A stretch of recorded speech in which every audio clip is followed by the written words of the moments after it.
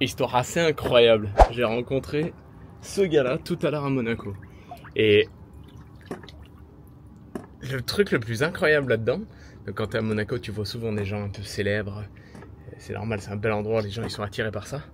Mais, chose assez extraordinaire, c'est que 2 jours avant, on était à Miami et on était devant sa maison.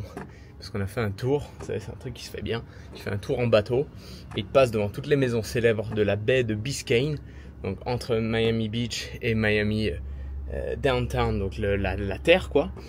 Et au bord de cette zone-là, tu as toujours les maisons les plus incroyables du monde. Et à un moment, ils s'arrêtent devant, ils disent « Ici, c'est la maison de Floyd Money Mayweather ». Et chose amusante, c'est que du coup, on était en train d'acheter une glace. C'était dimanche soir, on était en train d'acheter une glace pour les filles et pour Lisa. Et il était juste derrière moi. Donc, je l'avais déjà croisé à Dubaï une fois, dans le mall de Dubaï. Et j'avais dit à Lisa... Donc le mec il est pas très grand, il doit faire 1,75 et avec lui j'ai compté, il y avait 6 bodyguards. Donc bodyguard, pote, tu sais jamais trop avec ces mecs là, mais des mecs, des monstres 2 mètres, etc.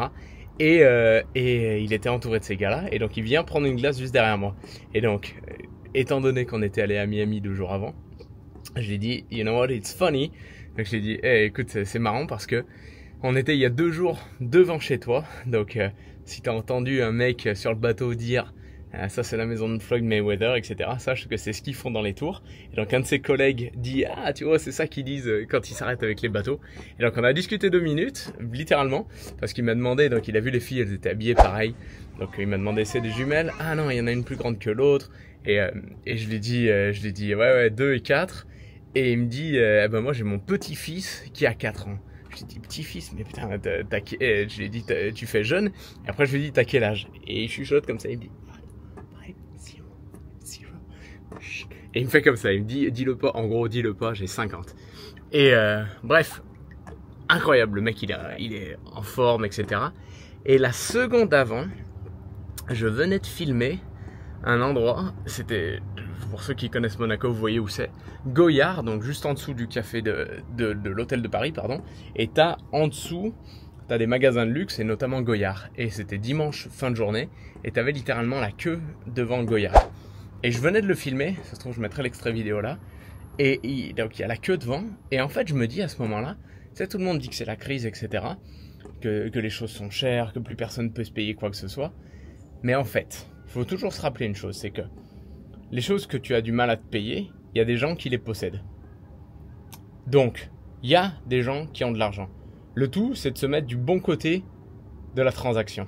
Et la plupart de l'enseignement qu'on a à l'école, c'est pas de nous apprendre ça, qui sont des notions toutes simples, toutes basiques, évidentes quand j'en parle, mais qu'on oublie absolument, et donc qui font que quand on est en position de la vie normale, ce qui va être 90% de notre vie après l'école, eh ben, on a appris plein de choses élémentaires, importantes, mais aussi tout un paquet de choses qui nous servent pas et qui sont différentes de ce qui va se passer réellement dans la vraie vie.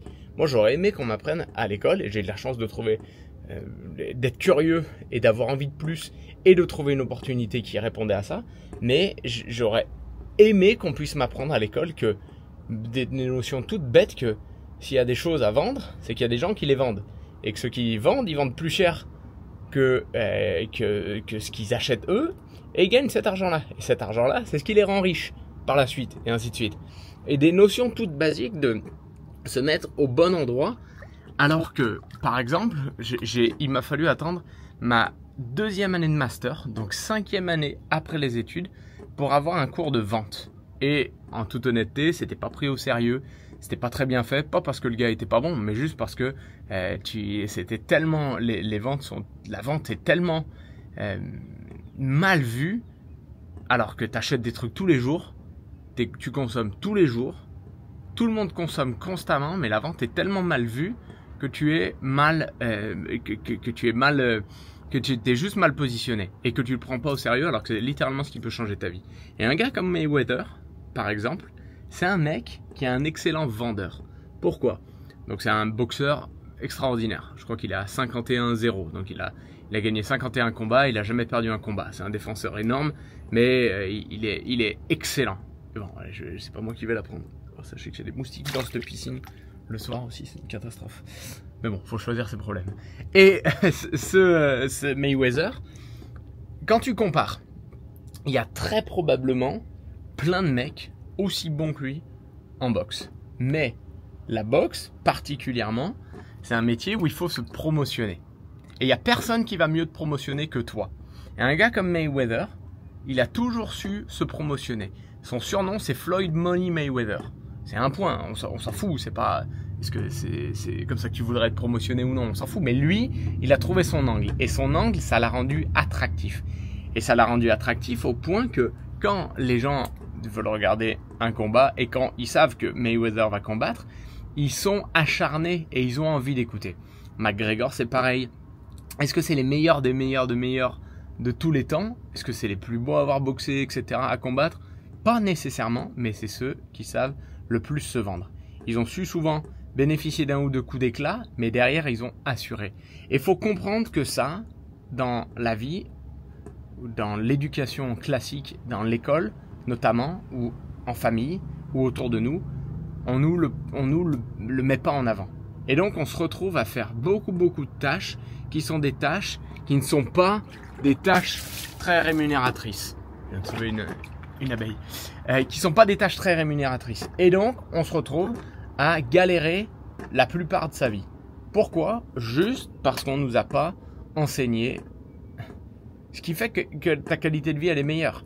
Beaucoup vont dire, l'argent, c'est pas tout, c'est une certitude. Mais dans le monde moderne, l'argent te permet d'acheter du temps, d'acheter énormément de choses qui te facilitent la vie et qui t'améliorent la qualité de vie. Il te permet de manger mieux, il te permet d'avoir plus de temps pour faire du sport, il te permet d'avoir plus de temps en famille, ça te permet de visiter les plus beaux endroits, ça te permet d'avoir des plus belles expériences et donc c'est pas la seule chose, mais évidemment que ça améliore ta qualité de vie. Sauf que ça, on te l'enseignera jamais dans une école et on t'enseignera jamais comment le faire. Et au-delà du fait que ça me rende fou parce que on a une phrase dans Herbalife qui est une phrase qui tous ces petits schémas mentaux qui t'aident énormément, qui dit 5% du temps à identifier le problème, 95% du temps à travailler sur la solution.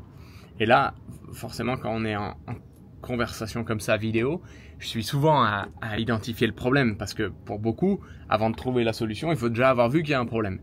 Et beaucoup n'arrivent pas à mettre les mots sur le problème, n'arrivent pas à identifier clairement le problème. Donc c'est en partie mon travail. Mais ce que je fais après avec les gens qui nous font confiance, d'ailleurs pour ça, vous pouvez envoyer un petit message ici ou remplir le BizScan qui est dans le lien. Ça nous permet de connaître vos informations et puis de connaître où vous en êtes, voir comment on peut vous guider. Mais après, les gens qui décident de bosser avec nous, c'est des gens avec qui on va uniquement travailler sur la solution. Et un gars comme Mayweather, je le reprends, mais ce gars-là, regarde, il a une baraque de fou à Miami. Il est à Monaco, il vient avec un entourage. Comme je dis, c'est des gardes du corps, mais c'est ses potes aussi. Il avait sa femme. J'espère que sa femme ne va pas créer un incident diplomatique ici. Parce qu'après, il faut assurer. J'ai vu les Mayweather, d'accord, mais j'ai vu ces gars aussi. J'aimerais pas qu'ils me chopent. Mais il y a des gens qui vivent comme ça. Et tu peux partir du principe que c'est peut-être uniquement de la chance. En partie, il y a de la chance. C'est une évidence absolue que tu as de la chance. Je parlais tout à l'heure de coups d'éclat, typiquement en boxe, faire un gros combat, un KO un peu spécifique qui fait que ça va tourner, les gens vont le voir. Bien sûr que ça a une part de chance, mais il s'est mis en position déjà d'avoir la chance. Si tu attends juste la chance, ça fonctionne pas. Elle marche pas, elle vient pas tomber du ciel de je ne sais où et elle arrive pas comme ça. Il faut se mettre en position d'avoir de la chance. S'il était jamais monté sur le ring, il n'aurait jamais eu la chance. S'il ne s'était pas entraîné avant, il n'aurait jamais eu la chance. Donc là, on parle d'un boxeur parce que cette anecdote, elle est marrante. Mais c'est ça. Et l'autre point que je veux dire aussi, c'est que il n'y a rien de plus extraordinaire que de rencontrer des gens. C'est trop bizarre ce que je dis, ça n'a presque pas de lien. Mais il n'y a rien de plus extraordinaire que de rencontrer des gens. Et pour ça, là où je suis plus que reconnaissant, mais honnêtement, à mon activité Herbalife, et je sais que pour beaucoup, vous êtes peut-être dans ce cas, et je sais que, et encore plus quand le temps avance, et je sais à quel point pour certains, je le vois parce qu'il y a des gens de l'équipe, ils étaient en train de s'isoler totalement avant de démarrer. Ils étaient totalement dans des phases de leur vie où ils étaient tout seuls et ça allait aller dans le mauvais sens, quoi. Parce que généralement, le pic de ta sociabilité, c'est autour de l'école ou à la fin de l'école. Et après commence le boulot et là, tu perds des amis, pas parce que tu les aimes pas, mais juste parce qu'ils sont, certains déménagent, d'autres changent de boulot, etc. Et voilà, et c'est juste comme ça. Et dans notre cas, moi, dans mon cas précis, l'activité Herbalife, elle m'a permis de me sociabiliser. Sinon, j'ai la chance d'avoir un groupe d'amis que j'ai toujours, et plus que jamais, qui me sont chers comme jamais, mais mes amis, je les connais déjà, et les gens qui connaissent, je les connais déjà, et ma vie, elle aurait pas pu être totalement transformée si je m'étais juste contenté de ça. J'ai eu la chance, grâce à Herbalife, de développer une compétence qui est de pouvoir parler à plus ou moins n'importe qui dans n'importe quelle situation. Et ça, c'est fou. À tel point que quand je pense à un gars de l'équipe dont il y a une vidéo, Kevin, je ne sais pas si l'interview sera déjà sortie au moment où on discute ou si elle va sortir un peu après, mais Kevin, c'est un des gars qui a le plus comment je peux dire, de succès dans la team. Bah, c'est un gars que je connaissais pas, que j'ai rencontré. Pour le coup, via les réseaux sociaux. Donc, c'est pour ça que quand des gens me disent « Ah, je savais pas si ça se fait de t'envoyer un message Instagram », bah, je leur répète toujours l'histoire de Kevin. Si Kev, on s'était jamais envoyé des messages, des DM sur Instagram, un DM, sa vie, elle a changé. Mais dans le même temps, je pensais aussi à ça, et j'y viens. Un gars qui aujourd'hui fait plus partie de l'équipe, et qui est fort malheureusement parce que il perd énormément, et ça peut-être qu'un jour j'en parlerai. Mais il m'avait référencé une fille, etc. Et cette fille-là, notamment, donc Amélie et tout son groupe, ils aident maintenant 1000 personnes tous les mois à se remettre en forme. Et cette personne-là, ce premier gars-là, c'était une des premières personnes à qui j'avais parlé dans le cadre de mon activité dans la rue, dehors. En réalité au parc Bachelard à Grenoble. Et j'étais sorti de ma zone de confort et j'avais abordé cette personne. Et c'était une des premières fois de ma vie où je le faisais. Parce qu'avant, j'en avais pas la nécessité, j'en avais pas le besoin. Je pense que j'en avais le besoin, mais du moins, je pensais que j'allais pas aller parler aux gens sans raison. Et là, grâce à Herbalife, ça m'a permis de mettre ça en place. Et ce gars-là, comme je dis, l'histoire, elle est née de rien. Moi qui suis allé lui parler, ce gars-là, bon, il a décidé, et je l'accueillerais avec grand plaisir s'il revenait, franchement, vraiment. Mais il a décidé il m'a mis en contact ces personnes-là, et ces personnes-là maintenant, elles cartonnent. C'est plus de 10 000 € par mois de revenus, c'est un truc de fou. Juste parce qu'un jour, j'ai parlé à quelqu'un que je connaissais pas. Et donc, tout ce que tu veux dans la vie, ou du moins une immense majorité de ce que tu veux dans la vie, des choses, des aventures que tu veux, vont venir en allant rencontrer des personnes que tu ne connais pas. Et moi, c'est pas une compétence que j'avais naturellement. C'est une compétence que mon activité Herbalife m'a permis de développer. Et c'est pour ça que je le dis toujours. Et il y a notamment le livre de Robert Kiyosaki qui dit, et même Grant Cardone il le dit, ils disent, si je devais redémarrer de zéro, je ferais probablement une activité de marketing relationnel. Je me fais attaquer. Parce que ce que ça permet, le marketing relationnel, c'est que c'est une école. C'est une école. Et certains, comme moi, le prennent plus que juste une école, le prennent comme une vraie opportunité. Mais juste pour ceux qui le prennent comme une école, tu vas apprendre tellement. Et donc c'est pour ça que les gens qui remplissent le BizScan, après, on met en place les choses. Ça se fait pas naturellement, c'est pas un billet de loterie. Il faut travailler, ça c'est clair et net. Mais l'apprentissage que tu as au fil du temps te servira à tout jamais. Ce qui est mon cas, et c'est une aventure de fou. Bref, donc voilà l'histoire de ma rencontre avec Floyd Mayweather. Et juste un truc amusant, c'est que j'aurais jamais osé lui parler à un gars comme ça. J'aurais peut-être pris une petite photo, mais C'est ridicule de prendre juste une photo si tu parles pas au mec. T'as rien partagé, il y a rien, t'as juste une photo. Là, on a parlé 2 minutes.